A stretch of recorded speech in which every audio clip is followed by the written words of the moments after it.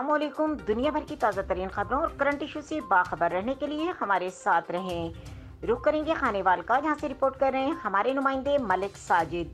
तहरीक इंसाफ जनूबी पंजाब के सदर सेनेटर ओन अब्बास बप्पी ने खानेवाल का दौरा किया।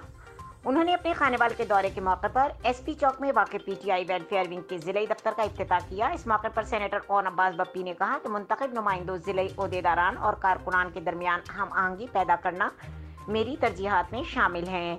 मौजूदा हुकूमत साबका हुक्मरान की गलत मुआशी पॉलिसियों की बदौलत महंगाई की लहर को कम करने के लिए संजीदा इक़दाम उठा रही है, जिसके समरात आवाम तक पहुँचना शुरू हो चुके हैं। पाकिस्तान तहरीक इंसाफ अवाम की हकीकी नुमाइंदा जमात है। वज़ीर आज़म पाकिस्तान इमरान खान की क़यादत में गरीब अवाम के मसाइल हल करने के लिए कोशां है। इंशाअल्लाह पीटीआई को जनूबी पंजाब की सबसे बड़ी जमात बनाएंगे। आइंदा आने वाली बल्दियाती इंतखाबात में पीटीआई को क्लीन स्वीप करेंगे। उन्होंने कहा कि जनूबी पंजाब के मुख्तलिफ अजला के दौरे करने की मकसद पार्टी वर्करों को मसाइल से आगाही फराहम करके उन्हें हल करना है और पार्टी को मजबूत करना है। इस मकसद के हुसूल के लिए मैं अपनी तमाम तर सलाहियतें बरूए कार लाऊंगा। सेनेटर ओन अब्बास बप्पी का जिले दफ्तर पीटीआई वेलफेयर विंग पहुंचने पर ओहदेदारान, वकला, टाइगर फोर्स और कारकुनान ने उनका शानदार इस्तकबाल किया और फूलों की पत्तियां निछावर की।